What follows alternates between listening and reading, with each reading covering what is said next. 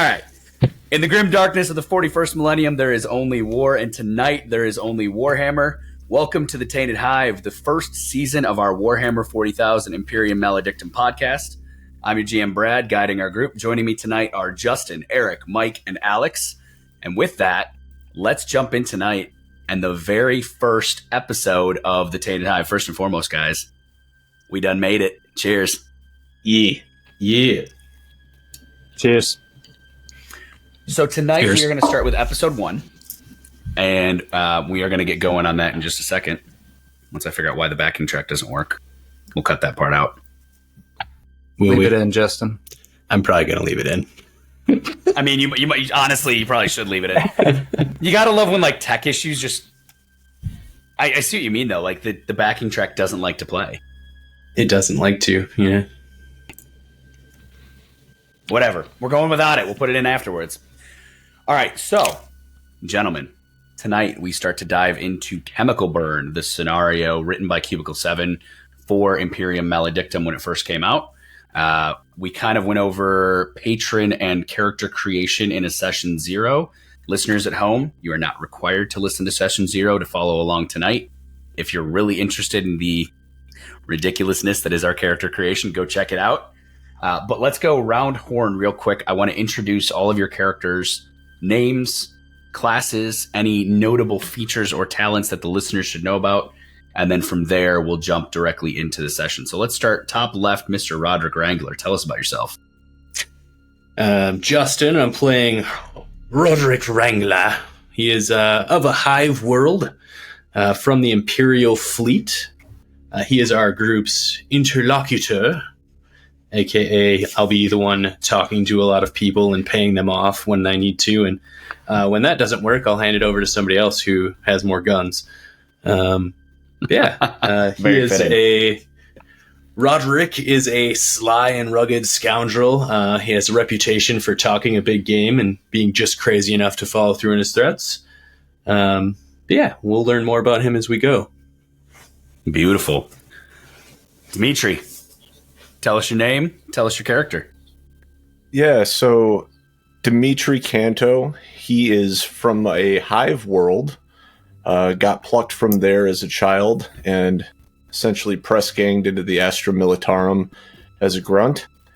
Through circumstance more than skill, he was tapped to be the medic for his unit and took on that additional duty. After icing his superior officer because he didn't like him, he got sent to a penal colony, which is where I got picked up for this group. Basically my role is going to be to stack bodies and stitch wounds. And who plays Dimitri? Yeah, Mike. Mike does. If you wonder why when I made the Instagram post that I made with the Family Guy reference, why you're last, that entire statement of I iced my superior officer, I bring guns to the party. Quentin, a.k.a. Eric, you're up. My name's Eric. I'm playing Quentin Zarel. Quentin was born and is Voidborn, and he had psychic powers manifest pretty early, and through a series of unfortunate events involving some interactions with Chaos and the Imperium, he was discovered and sent off to the Astra Telepathica, and eventually got noticed and plucked out of the tithe offering and became a sanctioned psyker, and he brings the psychic powers and mind manipulation as well as a pretty well understanding and perception of the Imperium and warp around everything. I love it. And that brings us to Mr. Mordecai. My name is Alex. I'm playing Mordecai Magdala. He's born in a feral world, and he is an infractionist. Basically, there's not much to my world except trying to survive all the time. And on top of that, some terrible colonist-type people have kind of invaded my cities and villages nearby, which kind of led me into trying to covertly go in and collect intelligence, and I've become very stealthy and pretty good at stealing stuff. And my role is a penumbra, And yeah, I look forward to learning more about him. He frees for everyone or just me?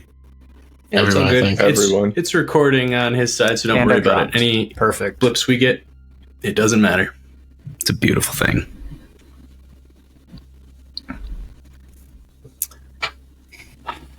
The best part, though, is he's going to be really frustrated.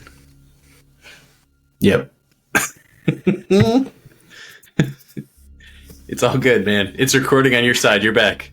You're good. That's why it records locally, too. So if ever you freeze, just keep going. Yep. But if you want to say that last sentence one more time, just in case, go for it. I don't know where you guys were. What the last thing you heard? That you're on a death I world. got really and you're stealthy. Yep. Yeah, I got really stealthy. Learned how to steal things, go unnoticed. And basically, I've been using those skills to try to get back at these people and kind of reclaim these cities and villages for my people and steal some of their tech in the meantime. And I look forward to learning more about this character as well. I love it. I love it. So to set the scene here, each of you are a unique individual who, over the course of your lifespan, have been set your task in the Emperor's will.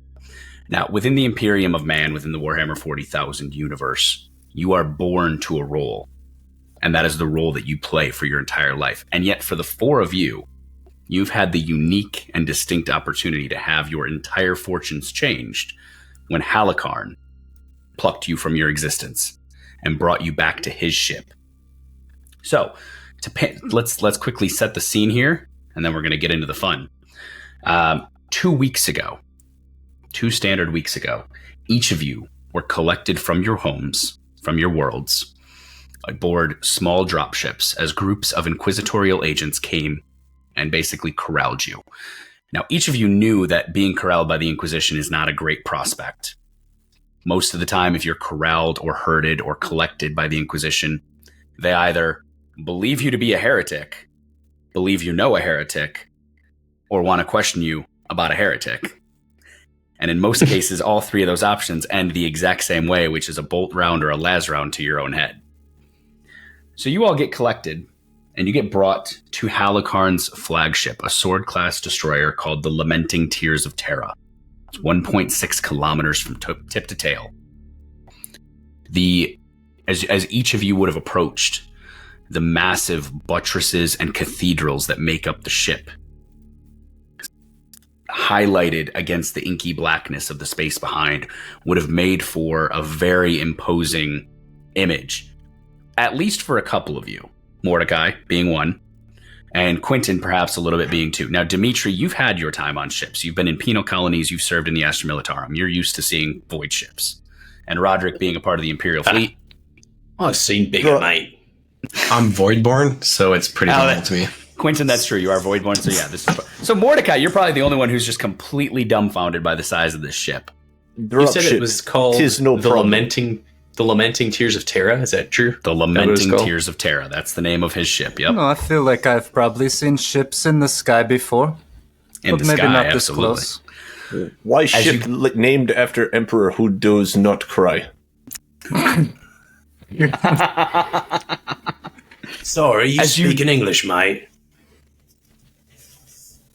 My English is flawless. I speak High Gothic. That's your problem right there. I cannot spell High Gothic. Yeah, where's England? England's not even a thing, right? So as each of you would approach this ship, you notice that the sides are bristling with what's called macro cannons, las cannons, massive weaponry. The huge kind of shielded prow that kind of creates this like a bulldozer scoop, kind of like a snowplow, is a bright white with glistening gold trim. The entirety of the ship itself is white and it looks immaculately clean. But as you get closer, you see the scars of plasma burns and las burns on the armor. You see where some pieces of the armor itself are being replaced as repairs are underway. And so for 2 weeks, the four of you end up locked into one floor of this ship, one small area. For some of you, it's a very large area. Roderick, Quentin being Voidborn and being Imperial Navy, It is absolutely not. You are locked to less than 5% of the ship's total space.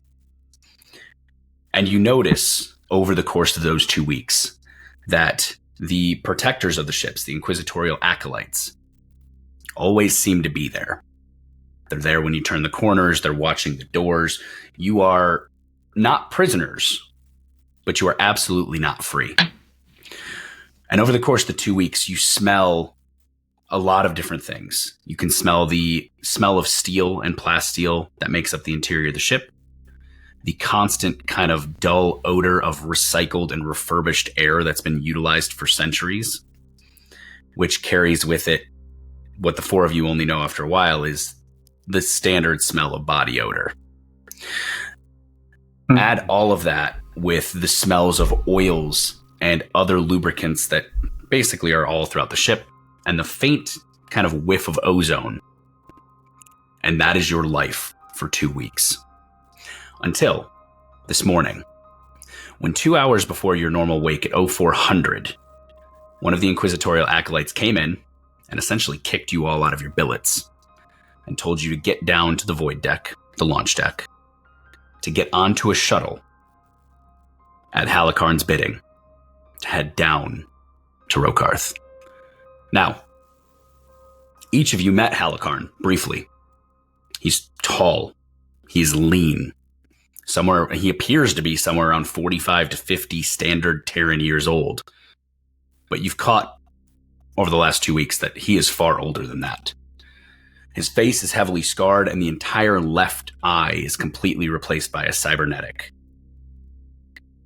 He wears black leathers trimmed in gold and maroon, and often is found carrying a bolt pistol and some sort of a bladed weapon that you never really got a good look at, but Quentin, you would know from seeing these on others. There's a really high chance it's a power sword. Halikarn didn't really deign any of you with his time. He saw you, he made sure you were viable, and then he put you in that floor and locked you there for two weeks. Now the four of you have had that time to bond. Man, is he? The four of you have had that time to bond, have some semblance of an understanding of who each other are. And so it's without concern, now maybe with concern, but without surprise, that as you all muster at 5:30 a.m. on the embarkation deck, having had time to quickly grab a cup of recaf, which is, for those of you who are not Warhammer heads, that's a cup of coffee. Recaf. Cup of recaf. Seems pretty self-explanatory. I figured it did, but I had to clarify. You have time to grab a cup of recaf and a small breakfast, and then you're down on the deck. I'd like to ask who are these people that were coming to pick us up out of here? What are they called? They're called inquisitorial agents or inquisitorial acolytes. They are low members on the Inquisition totem pole. I'm going to lean over to one of them as I'm walking over for a cuppa, and I'm going to be like, finally get sick of smelling Mordecai. Me too. Don't blame you. I'm here for it. The agent looks at you and doesn't even seem to to care about your existence, and just kind of looks at you and goes, right. Well, it's one way to respond. You notice that the agent himself just kind of just is looking at you like, get this over with. Get on the ship. What do you... Oh, never mind. No, go for it. So why do you assume my character smells bad? Aren't you from a feudal world? A feral world where we have water to wash our balls. I mean... Roderick, it's fine. Let's move on. This smell you speak of, this is natural odor. My great aunt, she was greatest laundress on all of world. This is normal. I give another deep sniff. Doesn't smell normal to me, mate. But now what doesn't smell normal? Perhaps you're just not used to smelling that of a man. Perhaps you're used to smelling the boys on your planet. Quentin, quite obviously, having previously cast Psychic Static, he now is awkwardly getting close to each of them and smelling them like they don't even notice him. You gotta. All right. You gotta remind. I just looked at it earlier. You gotta remind me what psychic static does, because I'm gonna forget. You Oh my emanate God. imperceptible psychic static, shrouding you from notice and detection until your start of your next turn, which is a sustained power, which I'm sustaining. Okay. A creature or device can't perceive you unless it wins an easy +40 awareness any test opposing your manifest test. Beautiful. Quick question for Quentin, because this is an important piece. Psychers in this world, in this universe, manifest their powers in many different ways and often influence the area around them. So how would, when you're manifesting your power and not using psychic static to be incongruous, but when you're doing so, what kind of an impact would the gentleman feel? Would the air chill? Would it be staticky? Like, what kind of a effect happens as you channel? There is a buzzing in their heads that they might notice when it's an overt power, and the buzzing grows louder the more overt the power is. And this, of course, is not an overt power. It's unnoticeable unless I'm actually actively saying I'm doing something. Okay. All right. Much like yourself, you unremarkable bastard, you. Yeah.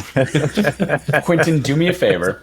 As you're moving around and, assessing who has any odor, go ahead and let's roll me a percent. I love that there's so many like subcategories of every skill. There's a lot. Roll me an awareness check, and if you have any kind of a skill that is specific to smell within that, go for it. I don't think I do. My manifest test for static was +5. Okay, so if anybody, let's do this. All three of you, roll me an easy +40. What do they have to roll against that, Quentin? Perception? A stink check? It's awareness. Awareness. Easy. Oh, sorry. It's +40, so it's actually would have been +9. Wait, Easy +40 awareness. Hang on. They have an easy +40 against your mastery roll, which was 5. Yep. You don't have a 9, No. you have a 5. The difficulty is a easy +40 test for me. Oh. The way you explained that made it sound like they had an easy test. They do as well. We do.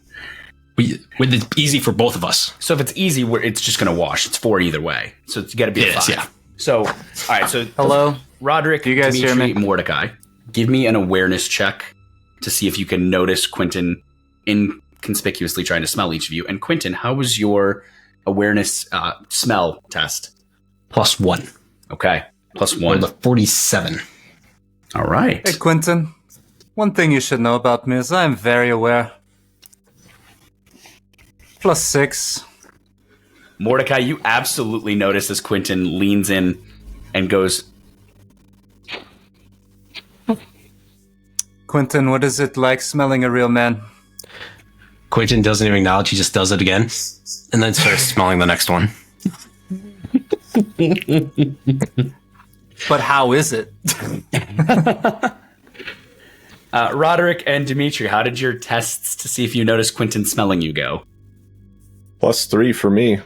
Okay. And Roderick? This +4 for buzzing me. is not a problem.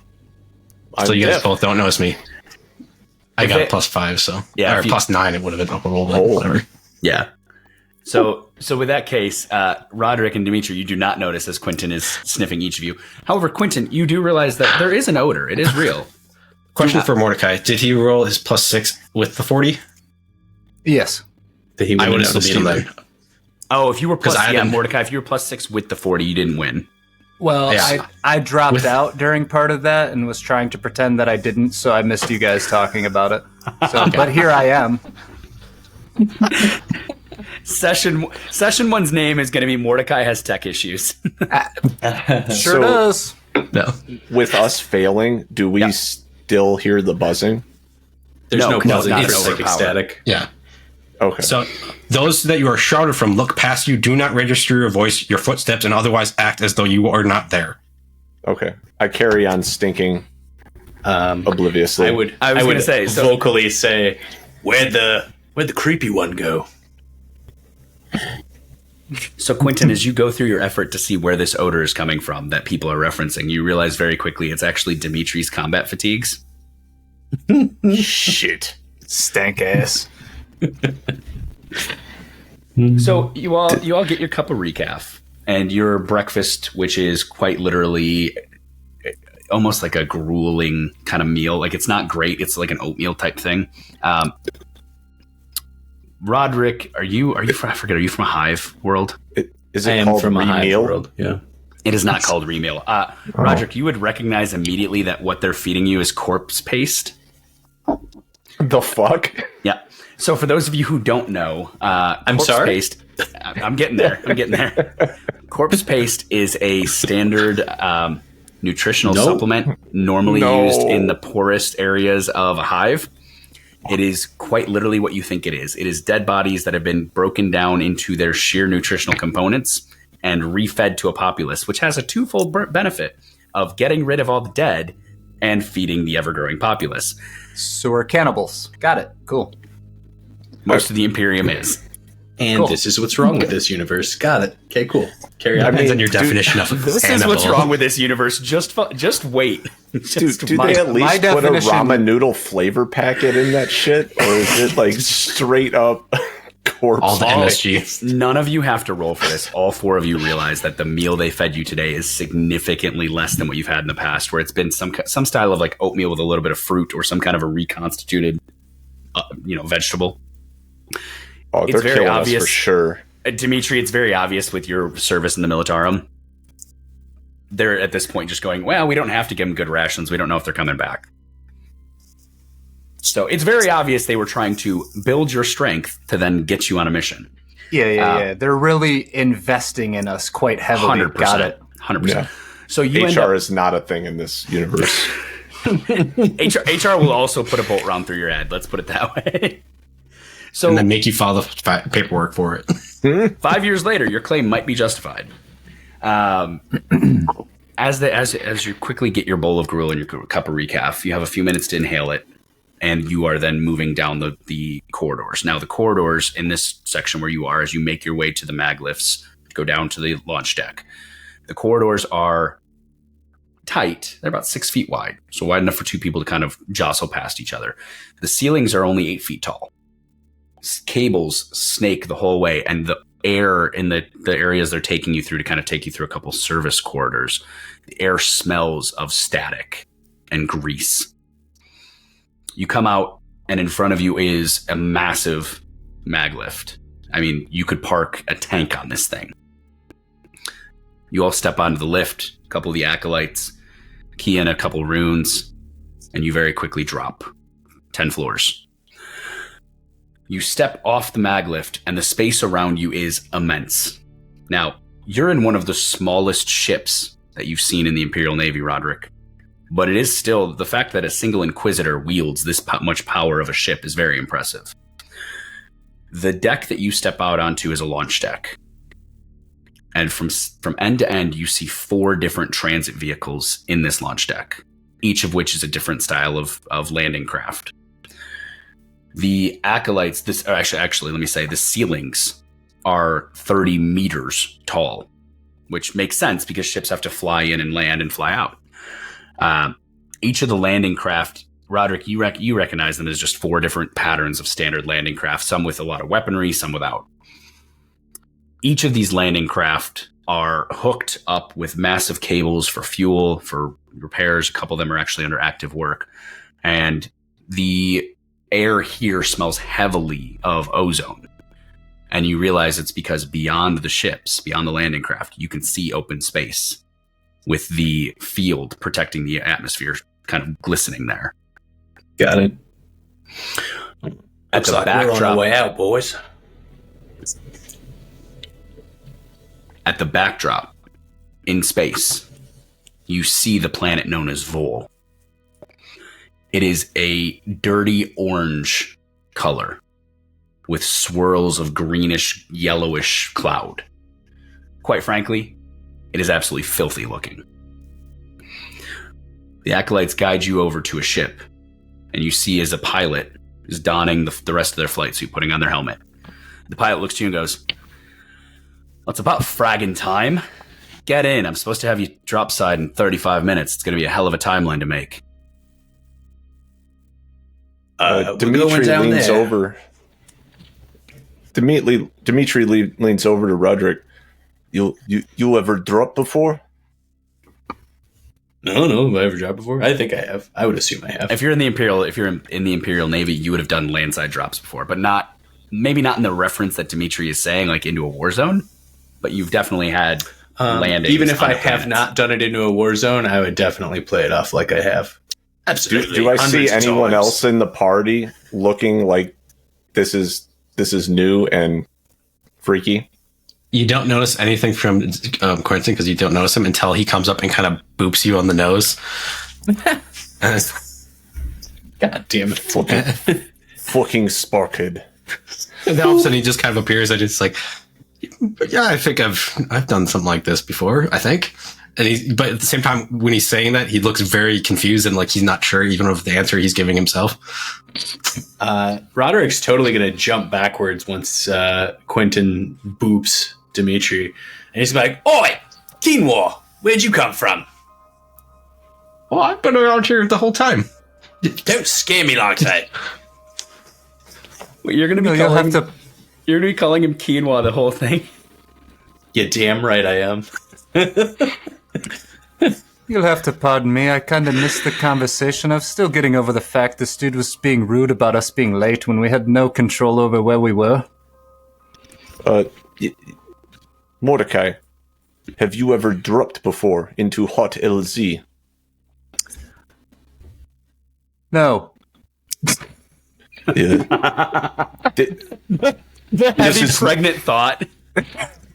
This is no problem. I've done this many times. I've dropped out of trees onto predators before. I've never dropped from a spacecraft. Very similar.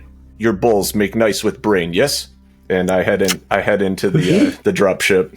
So the back of the dropship is this landing. It's this launch pad. It very much is just a huge deck that's dropped. You watch as Dimitri says this and just begins walking up, his feet ringing off of the mesh grating. I'm pausing as I hear him say this, and I'm going to look around for a second, and I'm going to reach down and like grab my balls and kind of hold them on as I swagger into the ship. And I'm like scratching my head. Roderick do this. Quentin's going to copy him and follow him up. Roderick, give me an awareness check for if you have any specializations in sight, you can utilize them. Just a challenging one. Challenging +0, yeah. So that is a 50 out of a 45. So you -1. 100% realize that even with a -1, he did worse. You 100% realize that the pilot who is going to be taking you in atmosphere is watching you with this look of just kind of disgusted fascination as you're grabbing your own testicles and walking onto the ship. And he's just like, I'm going to pause for a second as we make eye contact, and I'm going to kind of raise one eyebrow, and I'm going to be like, "You want to see my macro cannon, mate?" Give him a little wink. He looks completely befuddled and just goes, "I've never seen someone from the Navy act like that." And he just begins to climb into the cockpit. Ain't You no hear acting. Dimitri roaring with laughter. He make joke about cock. And this is why we're an adult podcast. We're not even 20 minutes in and there's dick jokes. For the record, I didn't start that. Well, I guess I did with the balls comment. That was me. I'll own that. So all four of Technically- you make your way. Brad started it when he mentioned macro cannons earlier. True. I knew it was happening at that point. The four of you. We don't have.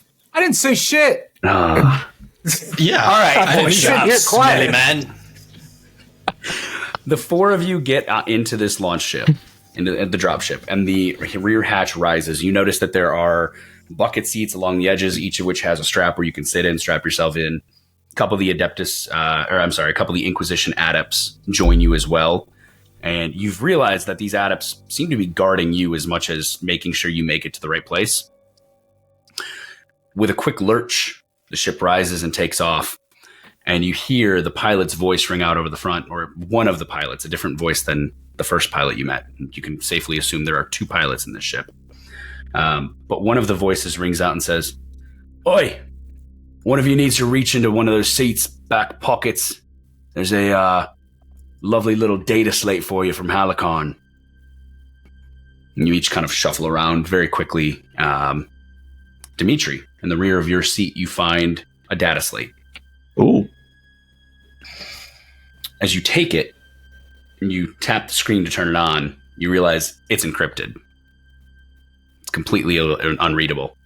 There's a way for you to enter a password. There is a place to enter a drive, which would be a key card to turn it on. And there's also a biometric scanner, like a thumbprint in the lower right corner. I'm assuming I've used these in the past. You have. It's a data slate. Right. It's a standard.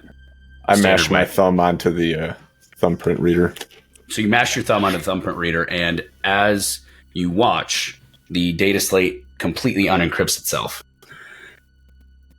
At the conclusion of the de-encryption, you see as a kind of digital presentation of Halikarn's face kind of floats slightly above the data slate, and a audio playback begins.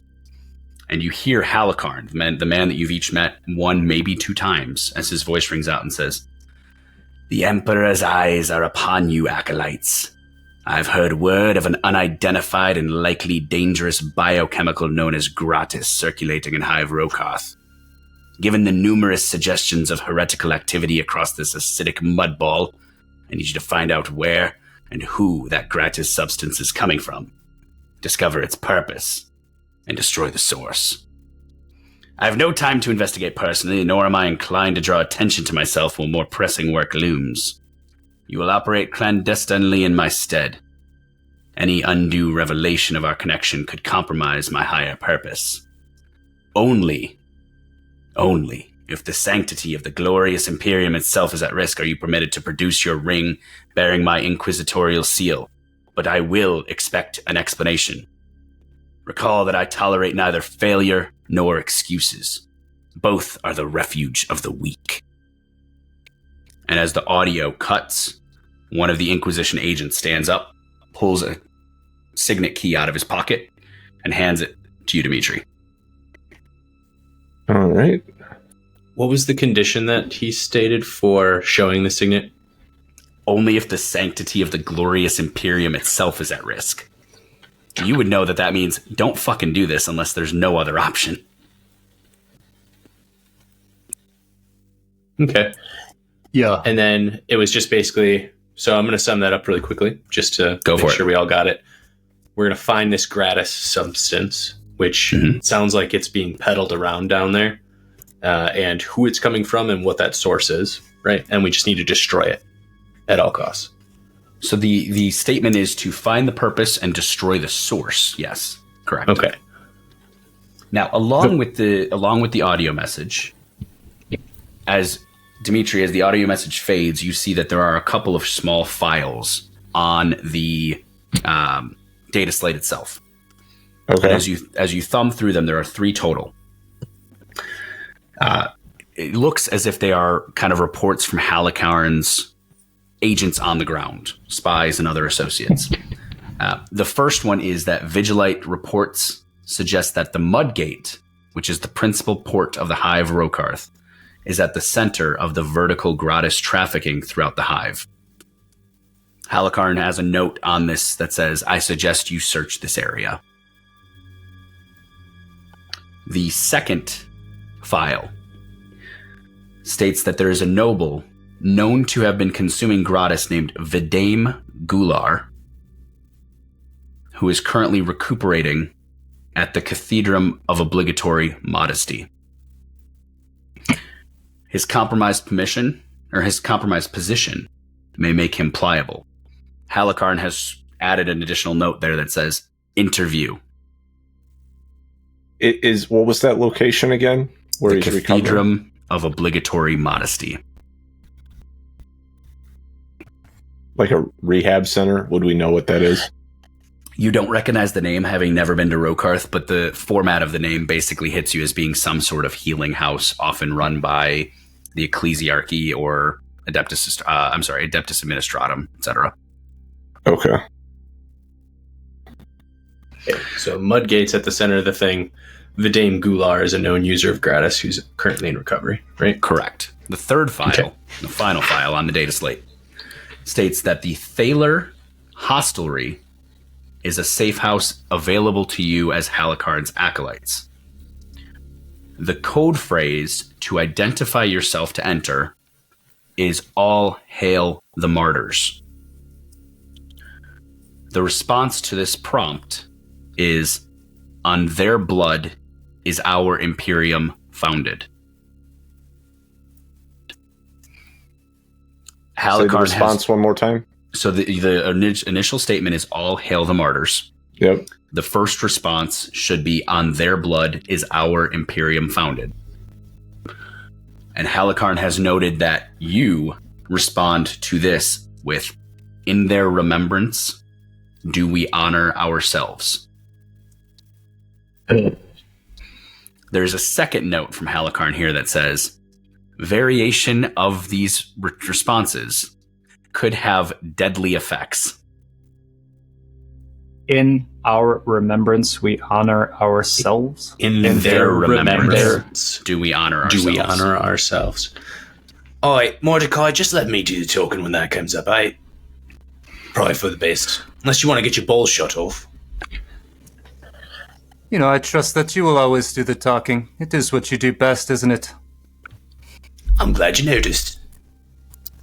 Very flattering. As you finish searching through these files, Dimitri, as you thumb out of the final file and enter back to the main screen, unprompted, the data slate shifts and Halikarn's face again and his voice ring out. And you see Halikarn. It almost feels like he's looking at you, even though you know it's just a holographic render of his face. And he says, seek and destroy my acolytes. Carry the Emperor's will as your torch and let its flames burn his foes to ash. And the data slate goes blank. Real pleasant guy, that one. Real pleasant. Sounds like it. So, shit, Quinoa, where'd you come from? I've been here the whole time. Bollocks. As your shuttle begins to breach atmosphere, begins to shake, you now have the replica, that signet ring of Halikarn's inquisitorial seal. Should you choose to utilize this as a party, it will allow you to reveal your patron's influence, reveal who your patron is, and will also give you the access to limitless authority and fearsome reputation, the two of the boons that you get, for being under the Inquisition. You have a few minutes as you're getting ready to land in Rokarth if there's anything you four would like to discuss. Dimitri's already asleep. Okay. All right. So, a few minutes go by. The ship shakes, the shuttle shakes in the atmosphere for a brief moment, and then you're through the rough. And it's a very easy sail. You hear a little bit of kind of chatter coming out of the cockpit, but nothing that you can really make out. And as you feel the ship's deceleration, there's a light thunk as it sets down. The back gate drops. And immediately you are hit with the smells of petrochemical fumes, jet wash, afterwash, different scents of fuel. So promethium is going to be there. To just quickly touch, promethium is just standard fuel. Think of it like diesel. It's used for everything in Warhammer 40,000. You also get the strange odor of a hive city. Roderick, it's almost familiar to you, but it doesn't smell like your home. It just smells like similar. For those of you who have never been on a hive, you are hit with the unfathomable odor of air that circulates around 30 billion people and all of their trash and refuse. Yeah. Gross. I will have preemptively, knowing that we were coming down here, put my ugly filtration plugs in my nose. Okay. 100%. Wouldn't even waited. Dimitri takes a huge, satisfied inhale as though he's home. As the four of you step down the landing ramp, around you is an absolutely massive port. You are in the mud gate, and you can see people bustling back and forth, shuttles landing. And as you look skyward, you see the never-ending stream of shuttles that are coming into the mud gate. There are dozens, if not hundreds, of docking berths for ships. Roderick, being from a hive city, you would know that for a hive to function, a constant influx of food is needed because a hive cannot feed itself. And a hive like Rokarth with 30 billion people has no chance to feed itself. So you're watching as just a stream of shuttles are breaching through these clouds that are orange and green and just ugly, filthy. It is very obvious that, like many other hive worlds, Vol is extremely polluted, and the area around Rokarth even more so. I knew there was a reason I haven't been back to good old home world in a while. I much prefer the void, quinoa. At the gentle ribbing, he kind of looks awkwardly at him, and then he kind of does it back, but like in a half-hearted, awkward way. You'll get it, lad. You'll get it. So, as you look around, you see that checkpoints to get through security gates from the ship that you're at, from the landing docks into the hive, are massive. Hundreds, if not thousands, of people at every single gate trying to go in. On the opposite side are hundreds of people trying to come out. The smell of the sweat and the grease and the exhaust is coupled with the unending din upon your ears of people shouting orders, the roars of jet engines, and the sounds of heavy machinery as you see as actual like half tracks are even driving around this area picking up goods. So it's loud. It is messy. It's almost borderline overwhelming. Mordecai, specifically, being from a feral world, this might just feel very, very overwhelming. It's disgusting, sir. As you look around, you see many people unloading goods from other ships surrounding you. What I'd like everyone to do is go ahead and give me a difficult -10 awareness check. And it's for sight, if you have any specialization in sight. Oh, shit. +4. All right. Got a 6. Also +4. Okay. -1. Okay. +3. All right. So, Roderick, you're a little bit overwhelmed by just a feeling of home that you haven't had in a while. Dimitri, Mordecai, and Quentin, you each notice many subtle signs of surreptitious or illicit trading. You're watching as guards are taking credits of solars to let people jump lines to get in and out of the gates. You're seeing as individuals with these half tracks are opening crates and maybe moving 1 or 2 items between 2 crates before they put them into place. You see as members of the Imperium dressed in just standard worker blues are taking money from individuals and turning their backs as that person goes into crates and takes things out. So you're seeing a lot of signs of illicit trade. Those being said, those people, I should say, don't seem to stand out as anything out of the ordinary. Shady trading is just part of the life in the Imperium. People are always trying to get ahead of it.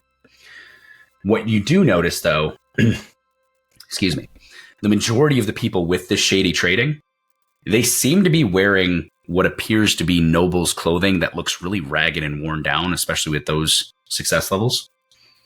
And as you kind of watch, you see as they make these trades and these people with this noble clothing disappear almost as quickly as you saw them. You know, if you take even one step towards them, they seem to like sink back into the crowd and kind of re-amalgamate themselves.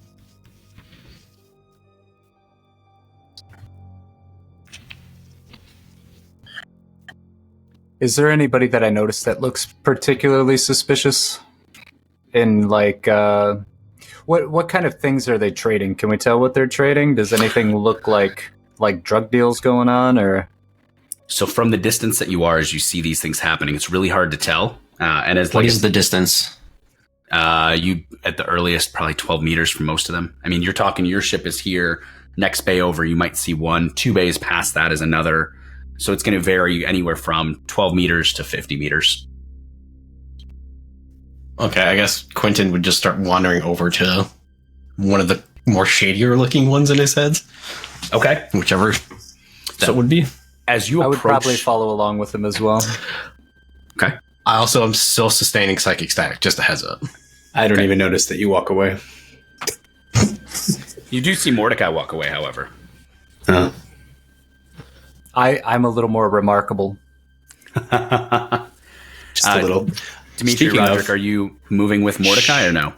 Should we actually do some physical descriptions at all, or like, do we want to say what we all look like? That was kind of what I had hoped you'd done at the beginning, but yeah, let's go ahead and re-explain what your characters look like again. So Maybe if we had a little more quick direction. pin, as you guys hit this hive. Yeah, to be fair, that was not what you told us to do. I believe I had said, say your name, say who your character is, what you're playing. Yeah, you're right. I guess I assumed in my head you'd explain what you look like a little bit. So let's do He this. also did say distinguishing that's fair. features, which I forgot about, and I was Yeah, going to do I it, forgot but I to forgot. also. You know, Fair. this is just Instead, I this is just blame Brad. Let's Top just tier- start the session over. blame the try again. GM. Top tier content. Let's go do this really quick, as you have all stepped off the ship. Now that you are dressed to be on the hive world, what do you look like? Roderick, go first. Roderick is an average sized guy, but he's got a lower jaw that kind of juts forward, so his lower lip kind of protrudes out, and it's kind of holding even with his sharp nose sticking out in front of his face. His face is really scarred and has a perpetual 5 o'clock shadow full of whiskers. He has a large scar that parts his black hair on the right side of his head, and when he walks, he does so with kind of like a shit-eating swagger, I guess I'll call it. He has got wiry arms, and he's always kind of pointing and clenching his hands and going, "Hey," to everybody he walks past, kind of thing. He kind of walks with his whole body. He's always transitioning between a grimace and a genial smile. Sometimes he pauses and smirks knowingly, even when he's not paying attention. And he looks like he's got that permanently windswept look on his hair, or maybe he stuck his finger in an electrical socket or something when he was a kid and it just never went down. Hard to say which.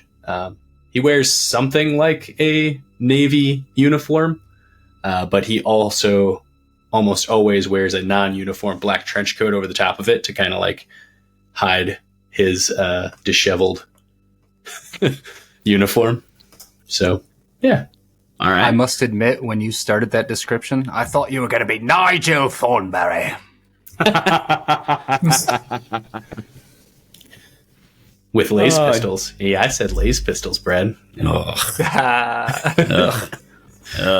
Get deleted. Dimitri, what do you look like, sir? So Dimitri cuts a large, burly visage, but that large appearance is deceiving. Apparently, from my character creation, behind those dead, sunken eyes lies a fairly powerful intellect. I'm clad head to toe in scarred, bloody, and apparently stinky flak armor. He stays quiet, but constantly paying attention to the conversations around him, particularly anything that might affect him or his squad mates. And he is deathly allergic to hypocrisy and bullshit. As you describe his flak armor, I'm very, very happy that you rolled up as the stinky one, because all I can see in my head now is my old hockey pads and how they smell after years of use. Oh yeah. Yuck. Lovely. Quentin. And he's the one that's supposed to be healing you, so he Yeah, Never washes his I hands. love that. Quentin is a fairly tall. He's 6'2", 175-ish pounds. He's kind of scraggly and scrawny, but he's got these weird robes that kind of look disheveled and thrown together. He's got cropped brown hair that looks as if he's been pulling at it and yanking chunks of it out. And he's got a 5 o'clock shadow constantly, and he gives this air. And if you ever get a chance to notice him, he's not fairly remarkable to look at, but at the same time, he has this perception of him that it's he's looking at you, but at the same time not looking at you. He's looking 10 feet behind you, and his social graces are very lacking, having not really understood how to develop himself and deal with other people. He's awkward at times. All right, fair enough. Mordecai, tell us what you look like. So Mordecai is he's about 24 years old, pretty young. Fiery blue eyes. I'm about 5'10", 185 pounds. I've got somewhat long, little past the shoulders, blue hair. My most distinguishing feature is that I have eyelid tattoos that extend kind of into the sides of my hairline. They're quite distinguishing. I wear inky black heavy leather that has kind of like faint runes on it that almost kind of glow in the light slightly. I have a midnight blue cloak that I use for sneaking about. I'm very sneaky. And I have a sniper rifle under that cloak, which is pretty dope. And then I've got a belt with a lot of little pouches that you guys don't know what's inside, which is cool. But yeah, I'm mostly black and blue, and I'm very sneaky. You gotta love that we made it 45 minutes into the first session before we actually described what you guys look like. We are so good at this. Just cut this and put it at the beginning. No. I refuse. Actually, quite frankly, the way this panned out with like kind of describing you guys getting to the ground, this is the perfect time to really say how you look as you're walking into the world you're going to be on. So everything before that's very much preamble. So it sounds I'm like remiss in my description. I totally forgot about the brand across my forehead. you have a brand on your forehead. Yeah, that's kind of That's a a deal. thing. Yeah, and I'm gonna pick. It says Cidum, Cidum, which I'm no linguist, but it's Latin for kind of for killing a brother or fratricide. So that's what's across my dome, Yo. which I received on or en route to my my prison sentence. That won't be distracting to anybody talking to you. Yeah. I wear a Dimitri- cravat around my head, so it's not always visible. But Dimitri, knowing what your brand says now, My God. I'm going to automatically give you -1 influence to interactions with Astra Militarum. So please adjust your influence to have a -1 with your brothers, because they would understand what that brand is for. oh, so I will take my +1 influence for being part of the Astra Militarum, and that's a 0. You are now at 0. We have our first Fantastic. major influence change. Well, Also- fuck me for being creative. Just had to have some flair, didn't you, Mike? Yep. Should know he get what? a +1 instead with infractionists or something? Like, No. come on. No. I mean, Brad, I would like to argue that it Please. would be a +0 for officers of the Astra Militarum, but enlisted would think I was bouted as fuck because they know I bodied a shitty officer. Would they know that though? They would assume that's my so. question. Yeah. So like, if There's Sedum really means- not much. Well, let me rephrase. They would know if I got that brand, I would have bodied someone that was risking my platoon, and they'd be about that life. Because would they even brand him for doing that to somebody of lower rank? No, they just send him Well, to a what penal about- colony. But they also Would they brand him if he's killing someone of his same rank?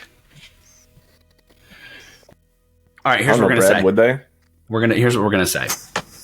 When did you, as you think of your backstory, when did you get the brand? Did you get the brand when you bodied your officer, or did you get the brand in prison?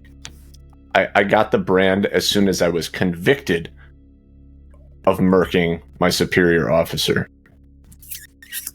Okay, here's what we're gonna do. We're gonna leave the +1 influence with the Astra Militarum. But yes, interactions with leadership of the Astra Militarum, I am going to have to manually adjust for that, because All right, they're I'll going make to a know note. what your brand means, even if every dog soldier might think, the hurdle here is that the brand is not specific to officers, but we're gonna take a little creative liberty here and kind of understand that most Astra Militarum folks want to kill someone else in their own regiment, because that's just kind of true. So I mean, Let's that's kick pretty some much ass. every commissar, right? most commissars are very well hated. It's very true. That's why Gaunt and Caiaphas Kane are so weird. So I'm like practically Batman. I wouldn't go that far. But you're not wearing hockey pads, despite Brett's earlier comment about his hockey pads, right? Yeah. Okay. So to jump back to where we were, you all stepped off the shuttle, done a quick glance. Those of you, except for Roderick, who is very distracted by the noise, the crowds, the conveyances, and just all the things that remind him of home. The other three of you, though, did see these kind of surreptitious dealings happening. Quentin had taken off in a direction to kind of try to check on one, and Mordecai was also doing the same. Roderick and Dimitri, would you follow Mordecai and Quentin? And Quentin, I understand. I'm gonna throw this out there for ease of our group. Unless you are actively trying to hide from your own party, your being unobtrusive won't apply to these three gentlemen. That's why I poke people in the nose. Because even me speaking to them doesn't break it. I have to interact with them. I'm just going to actively assume that I'm Brad, surprised by you constantly. No, man, just I will be constantly booping you in the nose. Did we just get dumped off on this landing You literally pad? got dropped. We're not being directed anywhere? The directions all came from your data slate. You were dropped off. The inquisitorial agents are staying by the ship, and that's it so far. They haven't made any move as if they're going to leave. You don't know if they're staying. Well, I don't want any more of that corpse paste, so I'm going to walk away from this ship. We basically have those two leads to follow, and we could do that, or we could start looking into these dealings to see what we So you come have, across. just to remind you, you have 3 leads from Halikarn. Well, you have the first one is to investigate the Mudgate. That's not really a lead per se, but kind of. right. And I'm assuming that's the one you left off because it was not a specific human being or specific place. No, well, the other one you said was a safe haven, so I left that one off, assuming that's a place for us to stay. That is a good call. I apologize. The hostelry was a safe house. So that is a good call to say you have 2 leads and a safe house. Someone might know something there, though, as well, so we don't know. Sure. I mean, we're here at Mudgate. Might as well look around. So to that end, Mordecai is walking away with I'm going to Quentin. follow him. Okay. As the 4 of you make your way towards where you just saw this gentleman in red nobility clothes, trimmed in shoddy gold, it looks very faded. You see a couple things pass hands, and all of a sudden, he's gone. The individual is completely they're just not there anymore. Seems to have slunk into the crowd, and you lost him with the masses on this port space. So how would you like to approach this? I'm just walking straight up. Straight up to whom, I should say, because the person who you saw do the dealing is you lose them almost immediately. I'm basically going up to one of the. If there were people doing stuff with boxes, I'm walking up straight up to the box just to take a peek inside of it. Okay. I'm ignoring the people there until someone actually actively acknowledges that I'm there. I'm just going to say, I want to go look in that box. I'm going to go look in that box. Okay. Give me an awareness check, perception based. So for sight. What's a good roll? +4. +4. You see, as you're kind of beginning to approach some of these crates, you see as the RBDs, which are the police officers of every single hive world, every single world, actually. So just to clarify this term for everyone, RBDs, they're soldiers. They're not they're not the run of the mill like bully cops, but they are essentially the peacekeeping force of the world. Quentin, as you go to kind of walk towards these goods, you see, as you've already caught the attention of a couple different RBDs who begin walking towards you. How would they have noticed me? Oh, damn it. You are going to throw me for a loop. Okay, never mind then. You don't get noticed, but as you kind of walk towards the crate, you see that, let's pivot then to what you see. You see that there are groups of RBDs scattered around walking through the crowds. And you also see that after the crate had been opened, it's already been resealed. Like it was opened, things passed hands, and it was slammed back into place. You can try to get into it, but you see that it has banding over it with locks. There's the actual locks on it. Okay. So you notice that for them to get in and make that exchange, someone is unlocking these crates. I'm just going to keep walking around looking for people who are doing some shady stuff like this and see if I can find one that I can take a peek in while they're doing it. Either literally as they're doing it, I would be standing right next to them trying to be peek inside what the hell's they're transacting. Okay. If I could. And also at the same time, I'm also grabbing, if I see there's people like deckhands that are working around, like with the crates, like with a tool or something, I'm grabbing one of those tools so that if anyone does notice me, I'm also unremarkable so that I blend in if I have tools or outfits. Okay, so you're trying to steal a kind of, not steal, but acquire a dock worker's tool to look like a dock worker just in case you're noticed. Yes. Very easy to do. There are many dock workers who are absolutely shirking in their work, and you can find one very easily. Mordecai. I just walk by, grab their tool, and walk away. Mordecai. While he's doing that as well, I'm going to try to spot one of these shady deals and kind of like peek in and try to get an idea of what they're saying to each other, because I can read lips. You can read lips. Sure Good can. to know. Excellent. Good to know. Love this. You guys are going to make this an interesting search. Roderick, Dimitri, what are you two doing? I haven't noticed anything. I'm just kind of taking in the sights still. Okay. Being a pompous ass. I'm going to take a bit of a different direction. Sure. I'm going to be looking for street urchins. Kids living on the street that are trying to eke out a living. Are there any here, or is this too public of a space for them to kind of be out and about? You would know that. Well, actually, you wouldn't know, but you've learned with a quick glance. You're not going to see many street urchins here in the docks. It's too busy. There's too many guards. There's too many people. Okay. That's not to say that there aren't some people who seem to be kind of like begging for some solars to catch a shuttle. But yeah, let's expand it to, beggars and. Yeah, we'll go beggars or street urchins. Okay, do me a favor, and as you begin to look around, you see as Quentin and Mordecai are kind of stepping off to your left, they see another deal going on, and they're trying to make their way to it. You and Roderick kind of are stepping around, and Dimitri, you look around, and you see a large number of people milling, and you're trying to identify who you could approach. Give me a challenging +0 reflexes dodge test. Oh, shit. What? So you said a reflexes dodge test? Reflexes dodge. So I have reflexes. Dodge is a Dodge is a specialty. Oh, on I there. see. Okay. All So right. you're then it's just going to roll against reflexes. Correct. Okay, that's a -1. -1. Wait, Okay. you said it was a difficult? That's a No. -1. A challenging +0. Oh yeah, then a -1. Okay. So just to clarify, because that's actually a really great question from Dimitri, within this system, unlike it within Warhammer Fantasy Roleplay, when I tell you to make a test, I will tell you the specialty as well. So if it's reflexes, I'll tell you dodge. If it's awareness, I'll tell you sight or smell. That way, if you have that specialty, you know that you can add those eventual increases as well because of the cap on increases otherwise. So with a -1, Roderick, you are pushed aside as a sprinting citizen clothed in voluminous and tattered robes crashes into Dimitri, knocking you both prone. And the man just begins to weep incessantly. And he's trying to pick himself up and he's going, I'm so sorry. I'm so sorry. All right, hold fast there, that. I'm going to yell at him because I'm pissed. I hate getting knocked over. That's annoying. You didn't get knocked over. Dimitri did.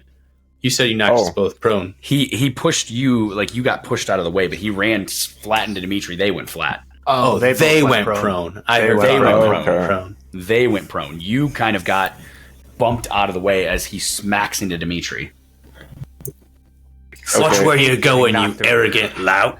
Look, I'm innocent. I'm innocent. Please. And he's like grasping at your clothes. He's going, you have to help me. I'm innocent. And you see as the crowd around him kind of begins to part. You don't even need to roll to see that you can see the silver and gold plating of Arbides' armor making its way towards you. All right, slow down, mate. Innocent or what? How long do we have before these people are on us? You think you might have maybe a minute or two. He looks to you and he says, I'm just, they think I did something I didn't do. I swear I'm innocent. I'm just a battery manufactorum worker. Like I didn't know. Perfect. I'm going to take my robes and that I'm not wearing. These are spare. Okay. And I'm going to toss them over him and we're going to start walking like 90 degrees from the direction he came in at. Okay, so you're taking your spare ropes and throwing them over him, and you guys are walking. Yeah, and I'm going to have my hand over him. Like, I'm clearly controlling where this dude's walking, but Okay. to the populace, it would look like we're just talking and walking. Okay. All right. So Are these guards actively looking for this dude right now? very much seems that way, yes. How many are there? 4.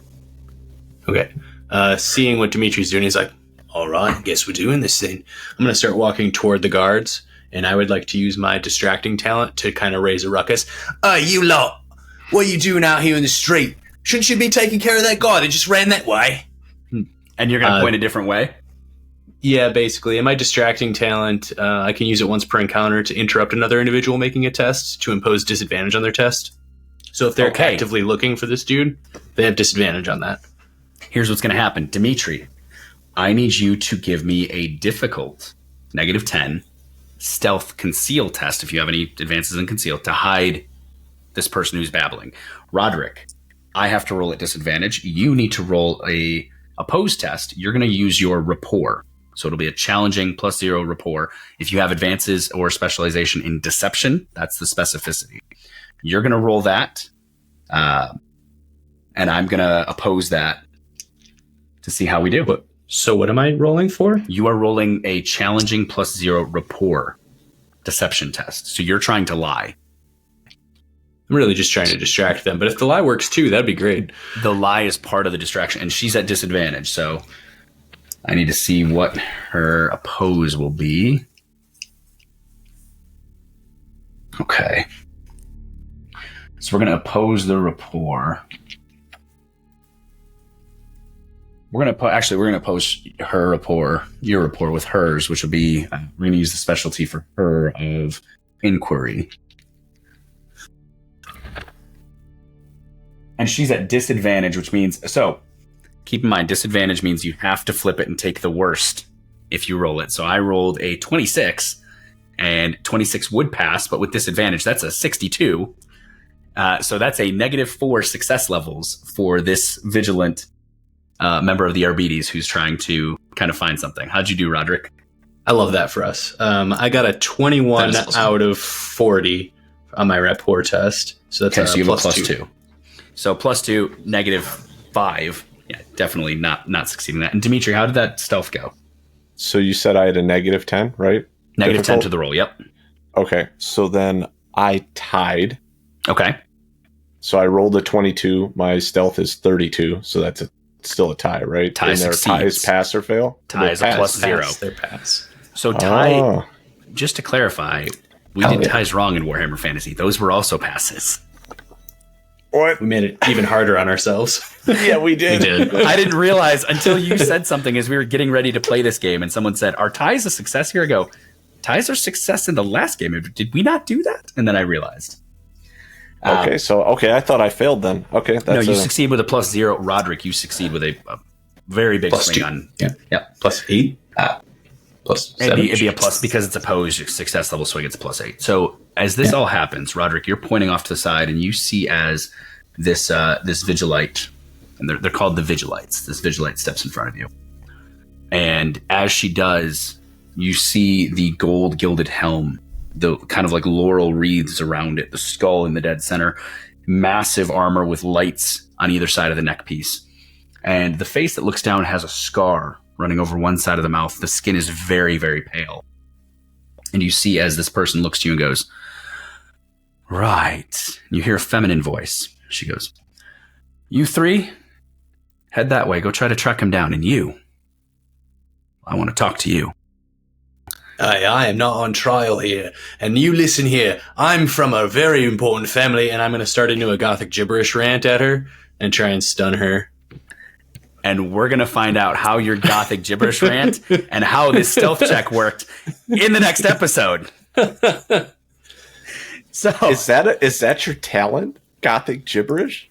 What the fuck? I can basically just go off on a rant with using big words and just like throwing down, and it takes them so long to catch up they get stunned. Oh my God, that's amazing. Well, that brings us cool. to the end of episode 1 of The Tainted Hive. Thank you so much for listening. Please make sure to check out our website at deadsunsco.com for the latest news and social links. And if you like our content, please consider supporting us over at patreon.com/deadsunscompany. Guys, I'll see you for the next one soon enough. Right on. Yeah, mate.